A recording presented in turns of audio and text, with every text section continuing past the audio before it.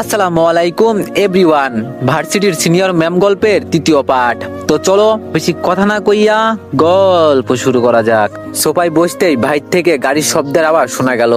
আমি আপুকে শুধু বললাম যে আমাদের বাসায় এসে কেউ আমাদের মেহমানকে বিরক্ত করবে, আর এটা আমি হতে দিব? তোর কি মনে হয়? এটা বলতেই তিনজন পুলিশ অফিসার ভিতরে ঢুকে আমাকে বলল, এই ছেলে, তুমি কি কিছুক্ষণ আগে ঝামেলা করেছিলে?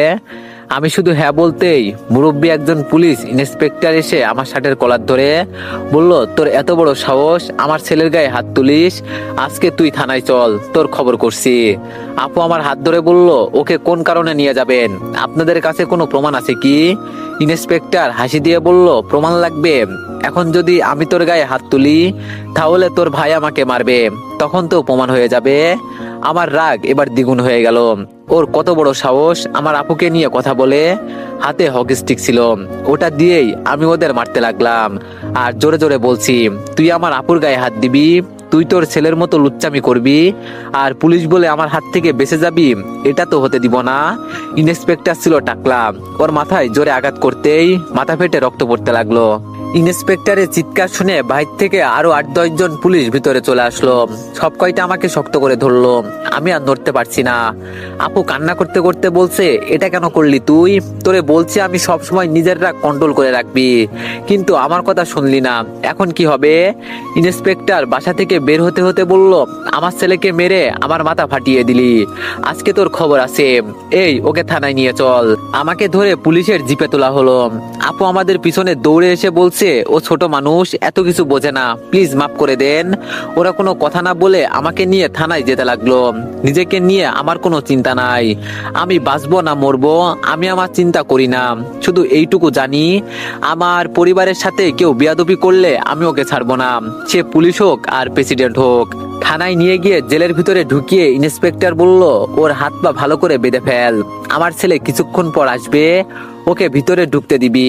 ততক্ষণ পর্যন্ত আমি হাসপাতাল থেকে ফিরে আসি, এসে যেন আমি ওকে জীবন্ত না দেখি। যদি ওর নাক দিয়ে নিঃশ্বাস বের হয় তাহলে তোমাদের নাক থেকে জীবনের মতো নিঃশ্বাস বন্ধ করে দিব। ওরে মেরে ফেল, আমি সবকিছু সামলে নিব, তোমাদের চিন্তা করতে হবে না। এই কথা বলে ইন্সপেক্টর বাইরে চলে গেল। সব কয়টা পুলিশ কনস্টেবল আমার দিকে তাকিয়ে আছে, ওরা কি করবে বুঝতে পারছে না। ঠিক সেই সময় পুলিশ ইন্সপেক্টরের টাকলা ছেলে ভিতরে ঢুকলো। ও ভিতরে ঢুকে একটা লাঠি হাতে নিয়ে জেলের দরজা খুলে ভিতরে এলো।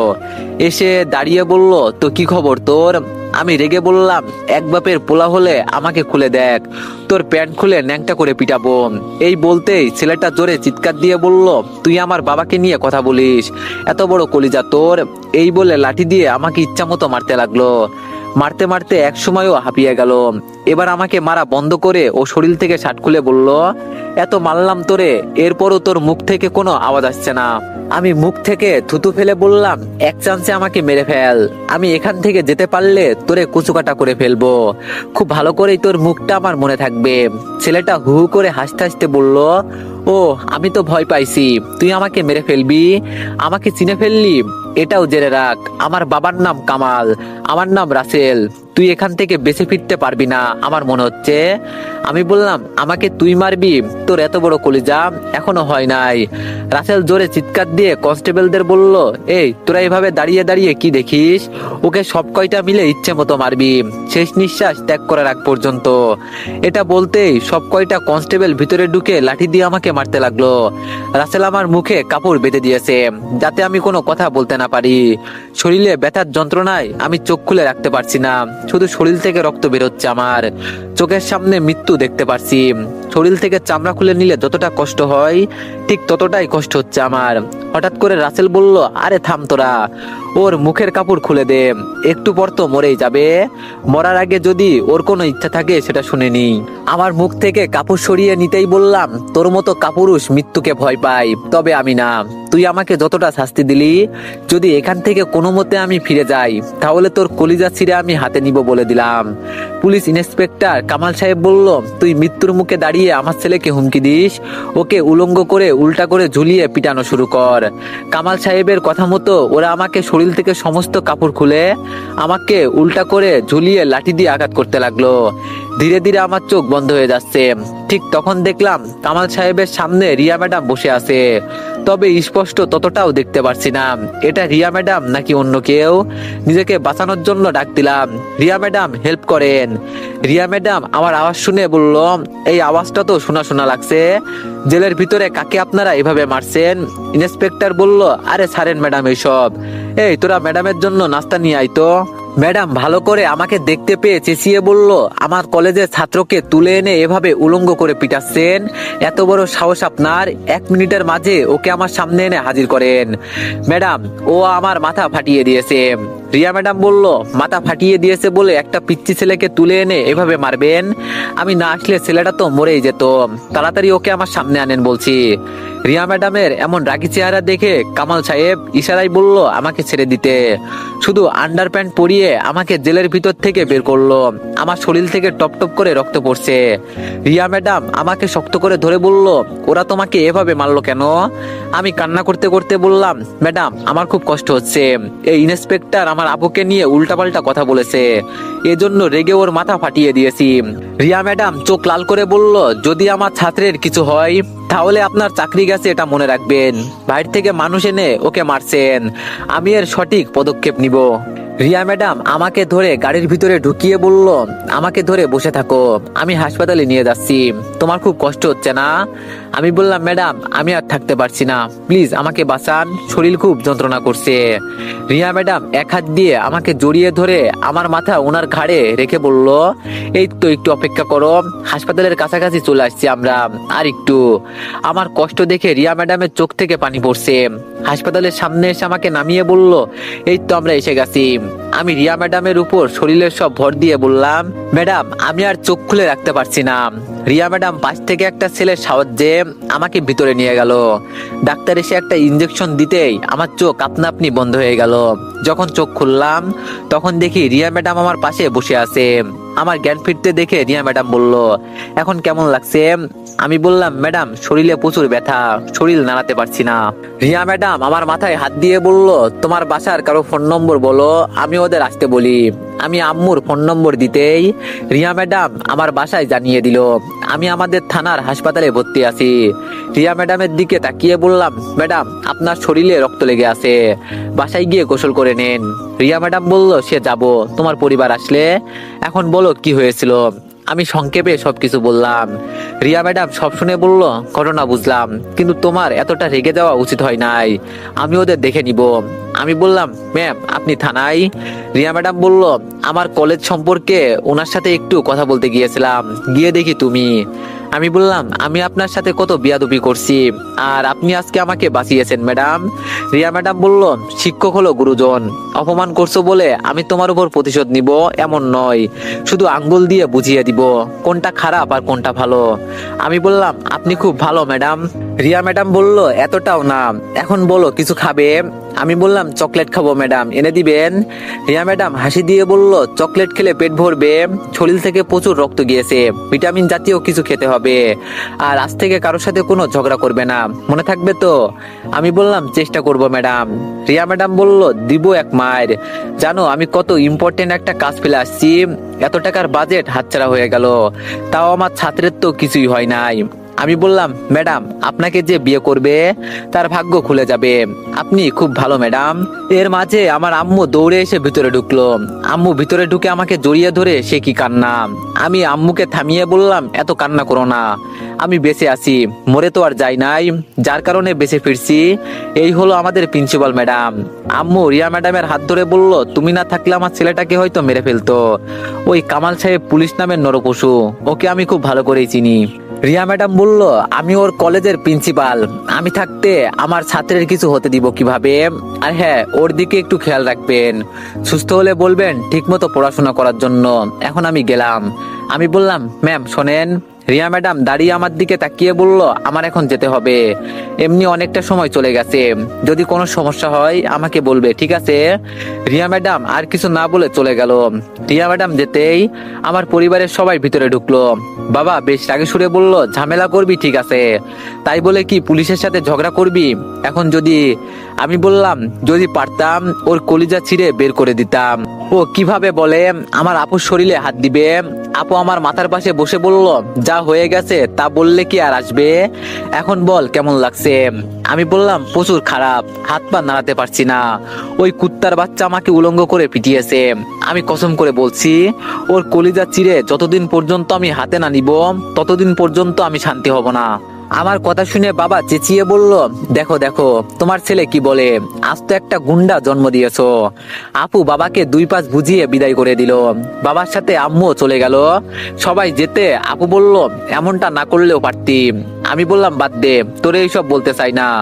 আপু বলল, ওর বাবা পুলিশ, ওর সাথে লাগতে গেলে তোরে এভাবে জেলের ভিতরে ঢুকিয়ে। আমি বললাম সে চিন্তা তোর করতে হবে না, আমারটা আমি দেখে নিব। আপু বলল, তোরে বুঝালেও বুঝবি না, মিমি বাইরে দাঁড়িয়ে আছে তোর সাথে কথা বলার জন্য। আমি বললাম বাইরে দাঁড়িয়ে আছে কেন, ও কি ভিতরে আসতে লজ্জা পাচ্ছে। আপু বলল, মিমিকে আমি কান্না করতে দেখলাম, আমার মনে হয় মিমি তোরে পছন্দ করে, আমি কি বিয়ের বিষয়ে আলাপ করব। আমি বললাম আমি এখনো অসুস্থ, এই শরীর নিয়ে বেডের উপর শুয়ে আছি, আর তুই কিনা পড়ে আসোস মিমিকে নিয়ে। আপু বলল, আচ্ছা সরি ভাই, এখন আমি ডাক্তারের সাথে কথা বলি, তুই মিমির সাথে কথা বল। আর হ্যাঁ, আমরা থানায় গিয়েছিলাম উকিল নিয়ে, তার আগেই তো তোর ম্যাডাম তোরে নিয়ে এলো। আচ্ছা ম্যাডাম দেখতে কেমন রে। আমি বললাম, আপু এবার কিন্তু ভালো হচ্ছে না বলে দিলাম। আপু হাসি দিয়ে বের হয়ে গেল। আপু যেতেই মিমি চুপচাপ মাথা নিচু করে আমার পাশে বসলো, তবে ওর মুখে কোনো কথা নাই। আমি বললাম, কি হলো ম্যাডাম, এভাবে চুপচাপ বসে আছেন যে, কিছু কি বলবেন। মিমি আমার কথা শুনে কান্না করতে করতে আমাকে জড়িয়ে ধরে বলল, আমাকে মাফ করে দেন প্লিজ, আমার কারণে এত কিছু হয়ে গেল। আমি যদি না বলতাম তাহলে আর এইসব হতো না, আজকে আপনি মারা গেলে দোষী হতাম আমি। আমি বললাম, ওই আমাকে ছাড়ো, আমি ব্যথা পাচ্ছি। মিমি আমাকে ছেড়ে বলল, সরি সরি, আমি বুঝতে পারিনি। আমি বললাম, আগে চোখের পানি মুছে নাও। আমার কথা মতো মিমি চোখের পানি মুছে ফেললো, কিন্তু ওর বাম গালটা লাল হয়ে আছে। বুঝছি দুলাভাই সবকিছু জেনে ওকে মেরেছে। আমি ওর বাম গালে হাত দিয়ে ধরে বললাম, দুলাভাই মেরেছে। মিমি বলে আমার হাতের উপর হাত রেখে বলল, ভয়ে সবকিছু বলে দিয়েছি। আমি বললাম, ইস গালটা ফুলে গেছে। মিমি বলল, এটা কিছু না, তবে আপনি আমার থেকে এখন বড় আহত। এই মুহূর্তে আপু ভিতরে ঢুকে আমাদের এই অবস্থা দেখে বলল, সরি, আমি ভুল সময়ে চলে আসছি। আমি মিমির গাল থেকে হাত ছড়িয়ে আপুকে বললাম, হয়েছে, তোর আর নাটক করতে হবে না, বল কি হয়েছে। আপু বলল, একদিন থেকে কাল বাসায় যেতে পারবি, ডাক্তার বলল। আমি আর কথা না বাড়িয়ে চুপচাপ শুয়ে আছি। আজকে 5 দিন চলে গেল, এখন আমি মোটামুটি একটু সুস্থ। সকালে আচমকা একটা আওয়াজ আসলো আমার কানে। আওয়াজটা ছিল এমন যে, বিয়ে করবেন কি আমাকে, আমি আপনার সুখ দুঃখের সাথী হতে চাই, আপনার অর্ধাঙ্গিনী হতে চাই, বানাবেন কি আমাকে আপনার বউ। আমি কলেজ ড্রেস পরে রেডি হয়েছি, কলেজে যাব। আর এখন মিমি আমাকে এই কথা বলল, শুনে তো আমি বোকা হয়ে গেছি। আমার মুখ থেকে কোনো কথা বেরোচ্ছে না, কি বলবো না বলবো এটাই বুঝতে পারছি না। আর মিমি হঠাৎ করে আমাকে এই কথা বলল কেন। মিমি আমার সামনে দাঁড়িয়ে বলল, আমি এখন যা বললাম মন থেকে বলছি। ভাবি বলছিল আমার একটা ভাই আছে, দেখ যদি ওকে পছন্দ হয়, এই উদ্দেশ্যে এখানে আসা। কিন্তু আমার চিন্তা ভাবনার থেকেও আপনি আরো অনেক ভালো, জানি না কি দেখে আমি আপনাকে পছন্দ করছি। তবে এখন শুধু এটুকু বলতে চাই, আমাকে আপনার বউ বানাবেন। যখন আপনি চারদিকে তাকিয়ে শূন্যতা অনুভব করবেন, তখন আমি আপনার পাশে থাকবো। আপনার খোলা বুকের উপর মাথা রেখে আমি ঘুমাতে চাই, আপনার চোখের মায়াবী পরি আমি হতে চাই। শুধু এটুকু আমাকে আপনার পাশে জায়গা করে দেন, এরপরে আমি বাকি ভালোবাসা আদায় করে নিব। অন্যদের মতো আমি প্রপোজ করে বলবো না ভালোবাসি আপনাকে, শুধু এটুকু বলবো, আমাকে বিয়ে করবেন আপনি। আমি বললাম, হয়েছে থাক, তোমার আর বলতে হবে না। তবে আমি এখনো বিয়ের বিষয়ে কিছু চিন্তা ভাবনা করি নাই, এখনো আমার বিয়ের বয়স হয় নাই। আপু আমাকে ভালোবাসে, এজন্য আমার জন্য মেয়ে দেখছে। পাগলামো করি বলে এখন বিয়ে করব এটা তেমন কথা নয়। মিমি বলল, আপনি আমাকে পছন্দ করেন না। আমি বললাম, পছন্দ করি বা করি না এটা কোনো বিষয় নয়, আর তুমি দেখতে শুনতে তো মাশাল্লাহ, যে কোনো ছেলে তোমাকে বিয়ে করে নিবে। তবে আমি এখন বিয়ে করতে পারবো না। মিমি বলল, আপনি সোজা ভাষায় বলেন, আমাকে বিয়ে করবেন নাকি না। আমি বললাম, মিমি সকাল সকাল পাগলামো বাদ দাও, মাত্র আমি একটু সুস্থ হয়েছি, এর মাঝেই শুরু করে দিলে। মিমি বলল, আমি এত কিছু জানতে চাই না, আপনি আমাকে বিয়ে করবেন নাকি তাই বলেন। আমি না বলতে যাব, ঠিক তখন আপু ভিতরে ঢুকে বলল, মিমি তুমি এখন বাইরে গিয়ে তৈরি হয়ে নাও, আরো বিয়ে করবে আর না করবে এতে কার কি আসে যায়, সামনে শুক্রবারে তোমার আর আমার ভাইয়ের বিয়ে, এই বিষয়ে আমরা দুই পরিবার মিলে কথা বলেছি, সো চিন্তার কোনো কারণ নেই, এখন তুমি গিয়ে নাস্তা করে নাও। মিমি হাসতে হাসতে বলল, কি আমাকে বিয়ে করবেন না? খুব বড় মুখ নিয়ে তো বলছিলেন। যাই হোক, আপনি আমার হবু স্বামী, নাস্তা করতে আসেন এখন। মিমি যেতে আপু বলল, মেয়েটা ভালো আছে বলে আমরা তোর বিয়ে ঠিক করেছি। আমি বিছানার উপর বসে বললাম, আগেও ঠিক এমন একটা কিছু করতে চেয়েছিলি আমার সাথে, এখন আবার আমি কি এখন বলছি বিয়ে করব? তাহলে কেন তোরা আমার উপর এমন অত্যাচার করিস? ভালো লাগে না এইসব। আপু বলল, দেখ ভাই, বাবা তোর রাগ দেখে খুব ভয় পেয়ে গেছে, উনি সিদ্ধান্ত নিয়েছে হয়তো তুই বিয়ের পর ভালো হয়ে যাবি, এজন্য বাবা তোর বিয়ে ঠিক করেছে। আর সবাই মিমিকে পছন্দ করে, বাবা মা এই বিয়েতে খুব খুশি, অন্তত পরিবারের দিকে তাকিয়ে হলেও বিয়েটা করে নে প্লিজ ভাই, না করিস না, সবকিছু ঠিকঠাক হয়ে গেছে, না করলে বাবার মন খারাপ হবে। আমি ব্যাগ কাঁধে নিয়ে বললাম, পরিবারের মানুষগুলো খুশি থাকলেই আমি খুশি, যা বিয়ের প্রস্তুতি নে। তবে মিমিকে বলবি বিয়ের আগ পর্যন্ত যেন আমাকে বিরক্ত না করে, এখন যেমন জ্যান্ত মানুষে ঘোরাফেরা করি, বিয়ের পর হয়তো জীবন্ত লাশের মতো বাঁচতে হবে। বাদ দে, আমি কলেজে গেলাম। আপু বলল, কিছু খেয়ে যা ভাই, আর দেখ প্লিজ রাগ করিস না। রুম থেকে বের হতেই আম্মু এগিয়ে এসে বলল, বাবা তোরে না জানিয়ে তো একটা কাজ করে ফেলেছি। আমি বললাম, আম্মু শুনেছি আপুর কাছ থেকে, এখন আমি কলেজে যাব। মিমি দৌড়ে আমার সামনে এসে বলল, কিছু খেয়ে যান, আর এই অসুস্থ শরীর নিয়ে কলেজে যাওয়ার কি দরকার? আমি বললাম, কি যেন একটা কথা আছে না, মায়ের চেয়ে মাসির দরদ বেশি, যদি দুলাভাইয়ের বোন না হতেন তাহলে ঠাসিয়ে গালে দুইটা দিতাম।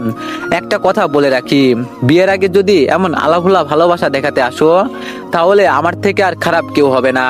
আমি চুপচাপ বাসা থেকে বের হয়ে গেলাম, আমার অনুমতি ছাড়া আমার বিয়ে ঠিক করেছে। মাথাটা দিল গরম করে। মিমি অসুন্দর মেয়ে এটা বলবো না, কিন্তু আমার মন সায় দিচ্ছে না ওর সাথে প্রেমের সম্পর্ক করি। জানি না এমন কেন লাগছে, শরীর খারাপ লাগছে বলে রিক্সা দিয়ে কলেজে যেতে লাগলাম। এই কয়েকদিন রুদ্র আমার খোঁজ খবর নিয়েছে, বাকি সবাই মুখে মুখে শুধু। অর্ধেক রাস্তা দিয়ে যেতে রিক্সার চাকা পাংচার হয়ে গেল, কি আর করব, রিক্সার ভাড়া মিটিয়ে হাঁটতে লাগলাম। আমি রাস্তার এক পাশ দিয়ে হেঁটে যাচ্ছি, পিছন থেকে একটা গাড়ি এসে বারবার হর্ন দিচ্ছে। রেগে আমি দাঁড়িয়ে কাঁচের গ্লাসে ঘুষি দিব, ঠিক তখন গাড়ির কাজ খুলে রিয়া ম্যাডাম বলল, এই ছেলে তোমাকে কি বলছিলাম রাগ একটু কমিয়ে নিবা, এখন তো আমার সর্বনাশ করে দিতে। আমি বললাম, ও ম্যাডাম আপনি? আমি তো ভাবছিলাম। রিয়া ম্যাডাম বলল, তা হেঁটে হেঁটে কেন? আমি বললাম, এই অসুস্থ শরীর নিয়ে তো আর গাড়ি চালাতে পারবো না, এই পর্যন্ত রিক্সা দিয়ে আসছি, ওটাও নষ্ট হয়ে গেছে, এজন্য ভাবলাম হেঁটে হেঁটেই যাই। রিয়া ম্যাডাম গাড়ির দরজা খুলে দিয়ে বলল, ভিতরে এসে বসো। গাড়ির ভিতরে আমি ম্যামের সমবয়সী একটা ছেলেকে দেখে থমকে গেলাম। এটা কি সেই ছেলে যে ম্যাডামকে পছন্দ করে? কিন্তু ও এখানে ম্যাডামের সাথে কেন? রিয়া ম্যাডাম আমার দিকে তাকিয়ে বুঝে গেল আমি কি চিন্তা করছি। রিয়া ম্যাডাম বলল, আরে ও তো আমার ফ্রেন্ড, আমার কলেজ দেখার জন্য যাচ্ছে, তুমি উঠে পড়ো। আমি গাড়ির দরজা লাগিয়ে দিয়ে বললাম, চলে যান ম্যাডাম আপনি, আমি যাব না, আর বড়দের আমি বিরক্ত করতে চাই না। রিয়া ম্যাডাম বলল, ভয় পাচ্ছ তাই তো, আর এমনি তুমি অসুস্থ, হেঁটে যেতে পারবে না, ঠিক আছে সামনে বসে পড়ো তুমি। সামনে বসার জন্য রিয়া ম্যাডাম বলছে, এই সুযোগ তো আমি আর মিস করতে চাই না। আমি সাথে সাথে গাড়ির দরজা খুলে ম্যাডামের পাশে বসে গেলাম। পিছনে যিনি বসে আছেন তার মুখটা কেমন যেন হয়ে গেল। মনে মনে বললাম, হালার পুত, আমাকে চিনিস না তো তুই। রিয়া ম্যাডাম গাড়ি চালাতে চালাতে বলল, তো এখন তোমার শরীর ঠিক আছে তো? কয়েকদিন কলেজে না আসতে। আমি বললাম, ম্যাডাম বাসায় বসে থাকতে ভালো লাগে না, এজন্য ভাবলাম কলেজে গিয়ে ঘুরে আসি। রিয়া ম্যাডাম এবার চুপচাপ গাড়ি চালাতে লাগলো। আমি রিয়া ম্যাডামের দিকে তাকিয়ে আছি। রিয়া ম্যাডামের সামনের চুলগুলো উড়ে এসে মুখের উপর পড়ছে। ইস, আমি যদি উনার মুখের উপর থেকে চুলগুলো সরিয়ে দিতে পারতাম, সেই একটা ফিলিংস কাজ করতো মনের ভিতর। আমি এবার আমার চোখ বন্ধ করে দিলাম। উনার দিকে তাকিয়ে থাকলে হয়তো উনার মায়ায় পড়ে যাব আমি, কেন জানি একটু একটু করে উনার মায়ায় পড়ে যাচ্ছি আমি। রিয়া ম্যাডাম বলল, দীপু ঘুমিয়ে পড়ছো নাকি? আমি রিয়া ম্যামের কথা শুনে চোখ খুলে বললাম, না ম্যাডাম ঘুমাই নাই, শুধু এইটুকু চিন্তা করছি, যেই ম্যামকে আমি এত অপমান করতে চেষ্টা করছি সেই ম্যাডাম আমার জীবন বাঁচিয়েছে, আবার আমাকে গাড়িতে করে নিয়ে যাচ্ছে। রিয়া ম্যাডাম বলল, এত কিছু তোমার বুঝতে হবে না, চলে আসছি, গাড়ি থেকে নামো। ম্যামের গাড়ি থেকে নেমে দেখি রুদ্র সহ সবাই মাঠের মাঝে বসে আড্ডা দিচ্ছে। ওরা আমাকে দেখতে পেয়ে বোকা হয়ে গেল। আমি ম্যাডামের গাড়ি থেকে নেমে আসছি। এটা কি মুখের কথা? হয়তো ওরা ধরে নিয়েছে আমি ম্যামকে পুটিয়ে নিয়েছি। ওদের কাছে যেতে বলল, ভালোই তো মামা, সুস্থ হতে না হতে শুরু করে দিলি। মনে হচ্ছে আমাদের এবার তোরে টাকা দিতেই হবে, সব জিতে নিলি। আমি ওদের কথা শুনে হাসি দিয়ে আকাশের দিকে তাকিয়ে বললাম, আমাকে মাফ করে দিস। আমি ম্যাডামের সাথে প্রেমের অভিনয় করতে পারবো না, তবে আমি চাইলেই ওনাকে পটাতে পারি। কিন্তু যে আমার জীবন বাঁচিয়েছে তার সাথে আমি এমন কিছু করতে পারবো না। সবাই একসাথে বলল কিন্তু। আমি বললাম, কোনো কিন্তু নয়, এখন ক্লাসে চল। আমার মুখের উপর কেউ কোনো কথা বলছে না, সবার মুখ কেমন যেন কালো হয়ে আছে। তবে আমি এইটুকু অনুমান করতে পারছি, ওরা আমার সাথে বড় কোনো গেম খেলতে চেয়েছিল। রুদ্র আমার এত কাছের বন্ধু, এরপরও কিছু বললো না আমাকে। বাসা থেকে খেয়েও আসি নাই কিছু। সবাইকে ক্লাসে পাঠিয়ে দিয়ে আমি ক্যান্টিনে চলে গেলাম। কিন্তু অবাক করার বিষয়, ওরা আমার সাথে একজনও আসে নাই। আমি বুঝতেছি না ওরা আমার সাথে আসলেই কি করতে চাইছে। আমার তো ভাই মাথায় কিছুই আসছে না। কিছুক্ষণ বসে থেকে ক্লাসরুমের উদ্দেশ্যে রওনা দিলাম। দরজার সামনে গিয়ে দেখি রিয়া ম্যাডাম ক্লাস নিচ্ছে। আমি বললাম, ম্যাডাম আমি ভিতরে আসবো? রিয়া ম্যাডাম আমাকে দেখে চোখ লাল করে বলল, কলেজে আসছো ক্লাস করার জন্য, মেয়েদের সাথে রং তামাশা করার জন্য এখানে আসো নাই। ক্লাসের ভিতরে এসে বেঞ্চের উপর কান ধরে দাঁড়িয়ে থাকো, ততক্ষণ পর্যন্ত আমি বসতে না বলবো। মুহূর্তের ভিতরে আমার হাসি খুশি সবকিছু উধাও হয়ে গেল। কিছুক্ষণ আগে রিয়া ম্যাডামের গাড়ি দিয়ে আমি আসছি, কি ভালো ব্যবহার করলেন উনি আমার সাথে। একটু দেরিতে ক্লাসে আসছি বলে এতটা রেগে গেল আমার উপর। রিয়া ম্যাডাম বলল, কি হলো, কি বললাম তোমাকে? আমি আমার পা দেখিয়ে বললাম, ম্যাডাম পায়ে আঘাত পেয়েছি, এজন্য দাঁড়িয়ে থাকতে পারছি না, অন্যভাবে শাস্তি দিন। রিয়া ম্যাডাম আমাকে ভিতরে আসতে বলল। আমি ভিতরে গিয়ে ওনার সামনে দাঁড়াতেই রিয়া ম্যাডাম হাতে থাকা লাঠিটা দিয়ে আমাকে মারতে লাগলো। আমি চুপচাপ মার খেতে লাগলাম। পূর্বের আঘাতের জায়গায় লাঠির আঘাত পড়তেই শরীর থেকে অল্প অল্প করে রক্ত বেরোতে লাগলো। আমি শুধু মুখ বুজে সহ্য করে নিচ্ছি। রিয়া ম্যাডাম আমার শরীর থেকে রক্ত পড়ছে দেখে আমাকে মারা বন্ধ করে দিল। বলল, যাও এখন গিয়ে নিজের জায়গায় বসো। আমি এখন ভালো করেই বুঝতে পারছি আমার বিরুদ্ধে কেউ ষড়যন্ত্র করতে চেষ্টা করছে। রিয়া ম্যাডাম পড়ানো শেষ করে বলল, আগামী শুক্রবারে আমরা একটা বড় নৌকা ভাড়া করে সমুদ্রের মাঝে সেই বিখ্যাত পাহাড়ের ঝর্ণা দেখতে আসব। আমাদের জার্নি হবে একদিনের। এই ক্লাসে যত ছাত্রছাত্রী আছে সবাই যাবে। আমি কোনো ধরনের কোনো বাহানা শুনতে চাই না কারো মুখ থেকে। সবাইকে আমি কি বললাম মনে থাকবে তো? সবাই যেন রেডি থাকো, আমাকে আবার নতুন করে কিছু বলতে না হয়। রিয়া ম্যাডাম ক্লাস থেকে বের হতেই আমি রুদ্রকে বললাম, রুদ্র শোন, একটু তোর সাথে আমার কিছু কথা আছে, এই দিকে আয় তো একটু। রুদ্র আমাকে অবাক করে উত্তর দিল, আমার এখন সময় নেই বন্ধু, পরে তোর সাথে কথা বলবো। এই বলে সবাই আমাকে একা রেখে বের হয়ে গেল। আমার এখন চিন্তা হতে লাগলো যে ওরা আমার সাথে এমন করছে কেন। হঠাৎ করে সবাই আমাকে একা করে দিল। বসা থেকে দাঁড়াতেই মনে হলো শরীর ব্যথায় যন্ত্রণায় জ্বলে পড়ে যাচ্ছে। ভাবলাম যাই ম্যাডামের সাথে একটু কথা বলে আসি। হঠাৎ করে উনি আমার উপর এতটা রেগে গেল কেন? দরজার সামনে দাঁড়িয়ে দেখি রিয়া ম্যাডাম কি জানি লেখায় বিজি ছিল। আমি আস্তে করে ডাক দিলাম, ম্যাডাম আমি কি ভিতরে আসবো? রিয়া ম্যাডাম মাথা নিচু করে চোখ লাল করে বলল, কি চাই তোমার এখানে? আমি বললাম, ম্যাডাম আমার। রিয়া ম্যাডাম বলল, এখন এখান থেকে যাও, আমাকে বিরক্ত করবেন একদম। আমি বললাম, ম্যাডাম 1 মিনিট কথা বলবো প্লিজ। রিয়া ম্যাডাম বলল, বলছি তো আমাকে একদম বিরক্ত করবে না, যাও এখান থেকে বলছি। আমি হতাশ হয়ে বের হয়ে গেলাম। কলেজের গেট থেকে বের হয়ে বাসার দিকে রওনা দিলাম। আসার সময় দেখলাম কলেজের মাঠে আমার সকল বন্ধু বান্ধব বসে আড্ডা দিচ্ছিল। আমি শুধু ওদের না করছি রিয়া ম্যামের সাথে আমি এমন করতে পারবো না, আর এতেই ওরা আমার সাথে এমন করলো। বাসায় গিয়ে সরাসরি রুমে চলে গেলাম। শার্ট খুলে দেখি শরীরে রক্ত শুকিয়ে কাঠ হয়ে গেছে। আমি খারাপ ছেলে নাকি আমার কপালই খারাপ এটাই বুঝি না। দরজা ঠেলে মিমি ভিতরে ঢুকে বলল, এ কি, আপনার এই অবস্থা কি করে হলো? আপনার শরীরে তো। মিমি যে চিৎকার দিতে যাবে তখন আমি ওর মুখে হাত ধরে বললাম, প্লিজ চিৎকার দিও না, আমার এই অবস্থা দেখলে সবাই আমার জন্য চিন্তা করবে, মাত্র একটু সুস্থ হয়েছি। মিমি আমার হাত ছড়িয়ে দিয়ে বলল, আপনাকে এভাবে মেরেছে কে? আমি বললাম, ছাড়ো, এইসব বলতে চাই না। মিমি বলল, আপনি কি মার খাওয়ার জন্য জন্ম নিয়েছেন, কাউকে মারতে পারেন না? আমি চুপ করে বিছানার উপর বসে বললাম, 8-10টা ছেলে পেলেকে আমি একাই সামলাতে পারি, এটা কোনো বিষয় না। কিন্তু আজকে আমাকে এমন কেউ মেরেছে যে ওনার লাঠি হাতে নিয়ে ধরলে আমার পড়াশোনার লালবাতি চলে যাবে। মিমি ওয়াশরুমে গিয়ে ওর ওড়না পানিতে ভিজিয়ে এনে আমার সামনে দাঁড়িয়ে ওর ভেজা ওড়না দিয়ে আমার শরীরে রক্ত মুছতে লাগলো। হঠাৎ করে মিমি কান্না করে বলল, জানি না অল্প দেখায় কাউকে এতটা বেশি ভালো লেগে যাবে। যাকে বিয়ে করতে চাই সে যদি আমার উপর থেকে মুখ ফিরিয়ে নেয় তাহলে এই বিয়ের কোনো অর্থ আছে? আমি মিমিকে 2 হাত দিয়ে জড়িয়ে ধরে বললাম, থাকতে পারবে তো আমার পাশে? আমার এমন কথা শুনে মিমি আমাকে জড়িয়ে ধরে হাউমাউ করে কান্না করতে লাগলো।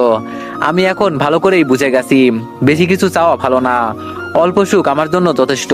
আমার বাবা মা মিমিকে পছন্দ করেছে, আমি আর না করে কি করব? এর থেকে বরং ওকে মেনে নিয়ে সংসার করি, এটাই আমার জন্য বেস্ট হবে। আপু ভিতরে ঢুকে আমাদের এই অবস্থা দেখে বলল, যাক অবশেষে তাহলে ভালোই হলো, দুজন দুজনকে মেনে নিয়েছে। মিমি আমাকে ছেড়ে চোখের পানি মুছে বলল, ভাবি আপনি একটু পরে আসলে কি এমন হতো? মাত্র ওনাকে একটু জড়িয়ে ধরেছিলাম আর আপনি এসে দিলেন সবকিছু শেষ করে। আপু আমার শরীরের দিকে তাকিয়ে বলল, তোর শরীরের আবার? আপু কিছু বলার আগে মিমি বলল, এই বিষয়ে ওকে কিছু জিজ্ঞাসা করবেন না, ওকে আমি খুব বকা দিয়েছি, আজকের পর থেকে উনি ভালো হয়ে যাবেন আমাকে বলেছে। আপু হাসি দিয়ে বলল, তাহলে ঠিক আছে। আর মিমি, আজকে তোমাকে বাসায় যেতে হবে। মিমি কিছু বলতে যাবে ঠিক সেই সময়ে। তো এভরিওয়ান, নেক্সট পার্টের জন্য সবাই একটু বেশি বেশি লাইক আর একটা করে কমেন্ট করে দিয়েন। ধন্যবাদ।